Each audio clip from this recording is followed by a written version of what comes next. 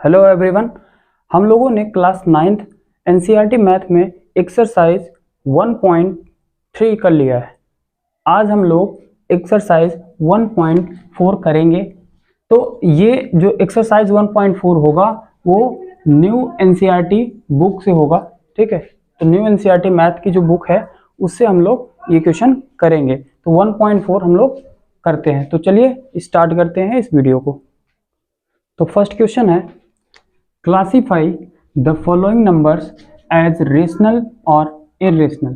तो इस क्वेश्चन में हम लोगों को ये बताना है कि टोटल 5 क्वेश्चन दिए गए हैं और इस क्वेश्चन में हम लोग को ये बताना है कि ये नंबर जो है वो रेशनल है या इरेशनल है। ठीक है, तो चलिए हम लोग इसको 1 बाय 1 सॉल्व करके समझते हैं। तो फर्स्ट क्वेश्चन है, अब इसके लिए हम लोगों को कुछ प्रॉपर्टी पता होनी चाहिए। ठीक है, जो हम लोगों ने इंट्रोडक्शन में डिस्कस कर लिया हम लोगों ने, लेकिन फिर भी हम लोग एक बार यहाँ पे देख लेते हैं। तो यहाँ कोई रेशनल नंबर में इरेशनल नंबर को ऐड करेंगे या सब्ट्रैक्ट करेंगे तो हमेशा वो इरेशनल नंबर ही होगा। अगर किसी रेशनल नंबर में इरेशनल नंबर का मल्टीप्लाई करेंगे तो भी वो इरेशनल होगा, और रेशनल नंबर में अगर इरेशनल का डिवाइड करेंगे तो भी इरेशनल नंबर होगा। तो ये हम लोगों को पता होना चाहिए अभी के लिए। तो फर्स्ट क्वेश्चन है 2 - √5।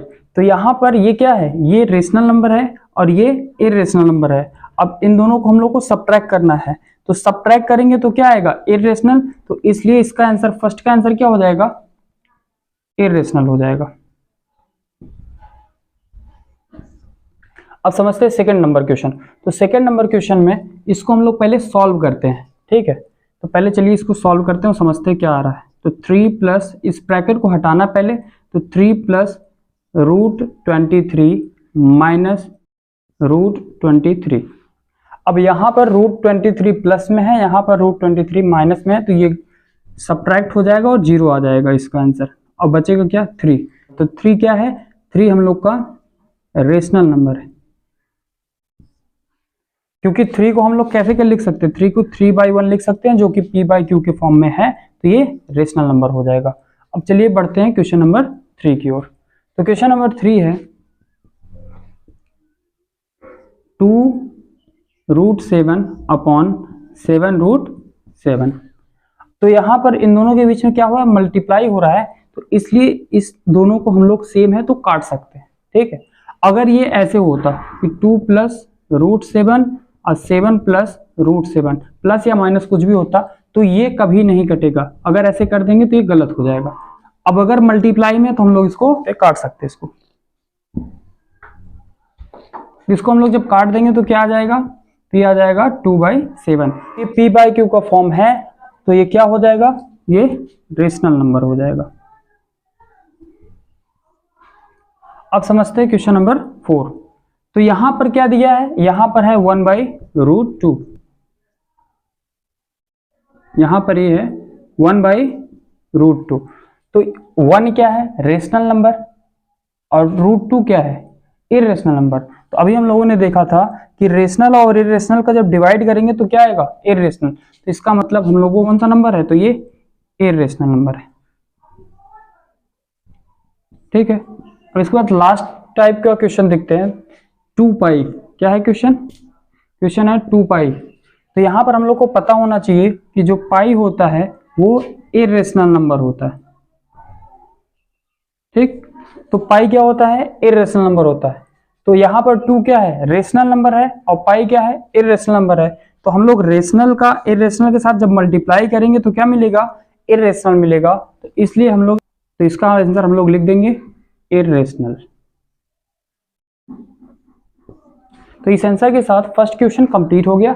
चलिए करते हैं क्वेश्चन नंबर 2। तो क्वेश्चन नंबर 2 है, simplify each of the following expression. तो इस हम लोग 4 क्वेश्चन है, इसको हम लोग को सिंप्लीफाई करना है। तो इसमें कुछ बेसिक फॉर्मूला लगेगा जो कि हम लोगों ने इंट्रोडक्शन की क्लास में डिस्कस कर लिया है। ठीक है, तो अगर आप लोग उसको देखना चाहें तो डिस्क्रिप्शन में लिंक दिया गया है, आप लोग देख सकते हैं। अब चलिए इस क्वेश्चन को हम लोग सॉल्व करते हैं और समझते हैं कौन सा फॉर्मूला लगेगा। तो फर्स्ट क्वेश्चन है 3 प्लस √3 2 प्लस रूट 2। ओके, तो इसमें हम लोग को ये जो फॉर्मूला दिख रहा है कुछ इस टाइप का दिख रहा है। यहाँ पर वैल्यू सबका अलग अलग है, तो a प्लस बी का मल्टीप्लाई करना है c प्लस डी में, तो हम लोग को फार्मूला पता होना चाहिए। इसका फार्मूला क्या होता है, A C plus A D plus B C plus B D. ठीक है, तो इसमें ये फॉर्मूला लगेगा। तो अगर आप लोगों को फॉर्मूला नहीं पता है तो भी आप लोग कर सकते हैं। तो कैसे, तो देखिए 3 प्लस रूट 3 क्वेश्चन है 3 प्लस रूट 3 2 प्लस रूट 2। तो इसमें सबसे पहले फर्स्ट नंबर से इन दोनों नंबर में मल्टीप्लाई करेंगे, उसके बाद सेकंड नंबर से इन दोनों में मल्टीप्लाई करेंगे, तो आराम से हम लोग कर सकते हैं। तो देखिए फर्स्ट नंबर से इन दोनों में मल्टीप्लाई करेंगे तो कैसे करेंगे, तो 3 2 जा 6 प्लस 3 में रूट 2 का मल्टीप्लाई करेंगे तो आएगा 3 रूट 2 प्लस रूट 3 में 2 का मल्टीप्लाई करेंगे तो आएगा 2 रूट 3 प्लस अब रूट 3 में रूट 2 का मल्टीप्लाई करेंगे तो आएगा रूट 6, क्योंकि रूट में अगर हम लोग मल्टीप्लाई करते हैं तो जो अंदर का नंबर रहता है वो मल्टीप्लाई हो जाता है। तो यहां पर अब इसको हम लोग क्या करेंगे, सिंपली ऐड कर देना है। तो अगर कोई नंबर ऐड होगा तो हम लोग ऐड कर देंगे, नहीं होगा तो ऐसे ही छोड़ देंगे। तो यही हम लोग का आंसर हो जाएगा। तो चलिए अब करते हैं क्वेश्चन नंबर 2। तो इसको हम लोग इरेज कर देते हैं।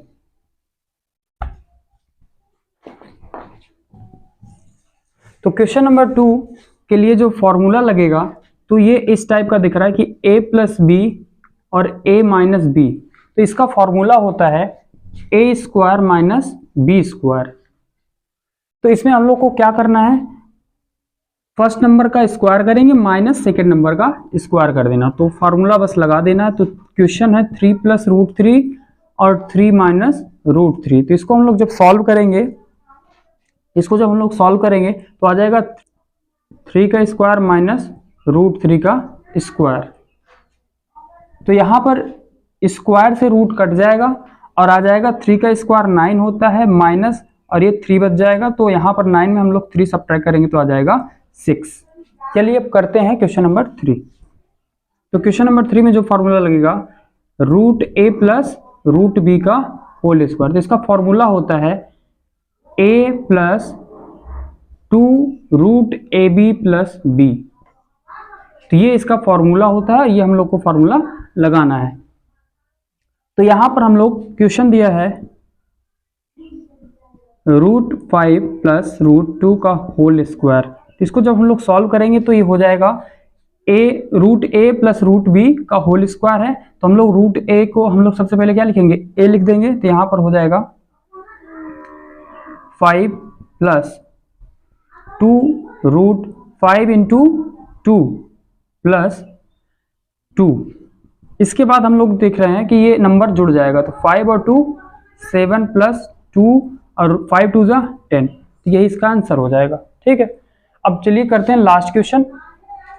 अब देखते हैं कि इसमें कौन सा फॉर्मूला लगेगा। तो यहाँ पर दिया है a माइनस बी और a प्लस बी। तो इसका फॉर्मूला होता है फिर से a square minus B square, जो कि हम लोगों ने अभी इसको यहाँ पर किया है। ठीक है, तो सेम वही फॉर्मूला लगाना है। तो क्या दिया question, root 5 minus root 2 root 5 plus root 2। तो a minus B a plus B, तो फॉर्मूला बन जाएगा a square minus B square. अब स्क्वायर से रूट कैंसिल हो जाएगा, तो स्क्वायर से रूट कैंसिल कर देंगे और अंदर बचेगा 5 माइनस 2। तो 5 में से हम लोग को सिंपली 2 सब्ट्रैक्ट कर देना है, तो आ जाएगा आंसर 3। तो अब इसके साथ यही आंसर, इस आंसर के साथ ये क्वेश्चन कंप्लीट होता है। चलिए अब करते हैं क्वेश्चन नंबर 3। तो क्वेश्चन नंबर 3 है, recall pi is defined as the ratio of the circumference से c of a circle to its diameter say d, that is pi is equal to c by d. This seems to contradict the fact pi is irrational. How will you resolve this contradiction? तो इस question में बोल रहा है कि पाई जो है ये सरकमफ्रेंस और डायमीटर का रेशियो होता है। तो यहां पर ये p बाई क्यू के फॉर्म में लिखा हुआ है। और पाई जो होता है वो इरेशनल नंबर होता है, तो पी बाई क्यू के फॉर्म में है तो ये रेशनल होना चाहिए, तो ये रेशनल है। ठीक है, तो ये देखने से ऐसा लगता है कि ये कॉन्ट्राडिक्ट है। ठीक है, तो यही हम लोग को बताना है कि इसमें कॉन्ट्राडिक्शन क्या है। ठीक है, तो चलिए इस क्वेश्चन को हम लोग करते हैं और समझते हैं। ये एक सर्कल है, यहां पर इसका एक सेंटर है। अब जैसे हम लोग यहां से चलना स्टार्ट करेंगे और इस लाइन पे हम लोग चलेंगे और चलते हुए यहां पर फिर से वापस आ जाएंगे, तो ये हम लोगों ने जो डिस्टेंस ट्रेवल किया इसको हम लोग बोलते हैं सरकमफेरेंस। ठीक है, तो यहां से हम लोग जब जाएंगे तो इसको बोलते हैं सरकमफेरेंस। और अगर हम लोग इस सरकमफेरेंस के एक एंड से दूसरे एंड तक जाएंगे और वो लाइन जो होगा वो सेंटर से होकर जाएगा तो वो डायमीटर हो जाएगा। तो ये लाइन जो होगा ये डायमीटर है और ये जो होगा वो सरकमफेरेंस है। ठीक है, यहां पर अब बोल रहा है कि पाई इक्वल टू क्या हो जाएगा, सी बाई डी। तो सरकमफेरेंस को हम लोग जब डायमीटर से डिवाइड करते हैं तो आंसर आता है पाई। ठीक है, तो इसको हम लोग देखते हैं और समझते हैं। तो जो पाई की वैल्यू हम लोग को पता है कि 22/7 होता है, हम लोग को ये पता है। तो ये जो पाई की वैल्यू 22/7 है, ये इसका अप्रोक्सीमेट वैल्यू है, ना कि एक्चुअल वैल्यू है। ठीक है, तो ये पाई की एक्चुअल वैल्यू नहीं है, तो इसलिए हम लोग अब यहाँ पर अगर हम जब सरकमफेरेंस को डायमीटर से डिवाइड करेंगे तो यहाँ पर कुछ वैल्यू आएगा, तो डिवाइड करने पे जो भी वैल्यू आएगा तो वो वैल्यू जो होगा नॉन टर्मिनेटिंग नॉन रिकरिंग होगा, इसलिए वो क्या होता है, इरेशनल होता है। ठीक है, तो इसमें हम लोग लिख सकते हैं 22/7 is approximate value of pi. In actual, the decimal expansion of pi is non-terminating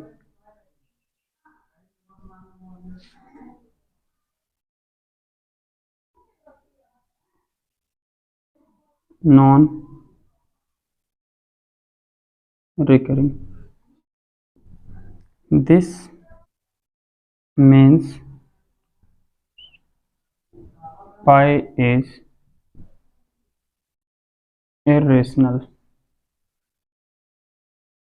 22/7 is approximate value of pi. In actual, the decimal expansion of pi is non-terminating non-recurring. तो जो डेसिमल एक्सपेंशन होता है पाई का वो non terminating non recurring होता है, इसलिए ये क्या है, this means pi is irrational. तो इसका मतलब ये है कि पाई क्या है, इरेशनल है। क्यों, तो क्योंकि इस पाई का जो डेसिमल एक्सपेंशन है वो नॉन टर्मिनेटिंग नॉन रिकरिंग है, इसलिए जो पाई होगा वो इरेशनल नंबर होगा। तो इसी के साथ क्वेश्चन नंबर 3 कंप्लीट होता है। चलिए करते हैं क्वेश्चन नंबर 4। तो इस क्वेश्चन में हम लोग को सबसे पहले क्या करना है, 9.3 सेंटीमीटर का एक लाइन ड्रॉ करना है। ठीक है, इसके बाद इस यहां पर 2 पॉइंट होंगे, एक पॉइंट को हम लोग ए बोल देंगे, दूसरे पॉइंट को बी बोल देंगे। अब 9.3 तक हम लोगों ने ड्रॉ किया है, तो इसको हम लोग अब 10 तक ले जाएंगे, तो और आगे तक ले जा करके इस पॉइंट को हम लोग सी बोल देंगे और ये टोटल क्या हो जाएगा, 10 हो जाएगा। फिर इसके बाद हम लोग इसका आधा कर देंगे। ठीक है, मिड पॉइंट खोजेंगे इसका। तो यहां पर AC का मिड पॉइंट कहां आएगा, तो AC का मिड पॉइंट, तो AC का मिड पॉइंट यहां पर आएगा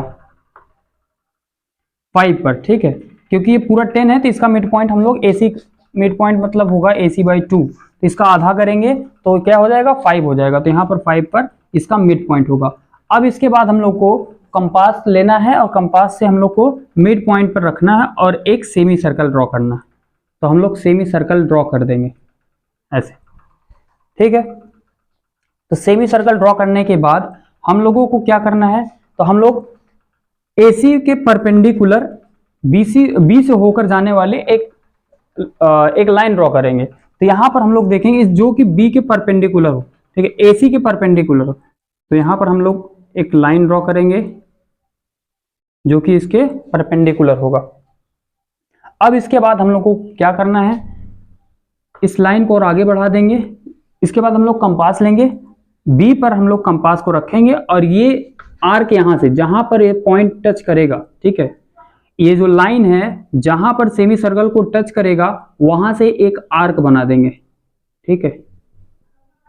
तो वहां से एक हम लोग आर्क बनाएंगे और ये जहां पर आर्क कट करेगा इस पॉइंट को हम लोग बोलेंगे डी। तो यहां पर हम लोग देख रहे हैं बी से लेकर डी के बीच में, तो बी से डी का जो वैल्यू होगा उसी को हम लोग बोलेंगे √9.3।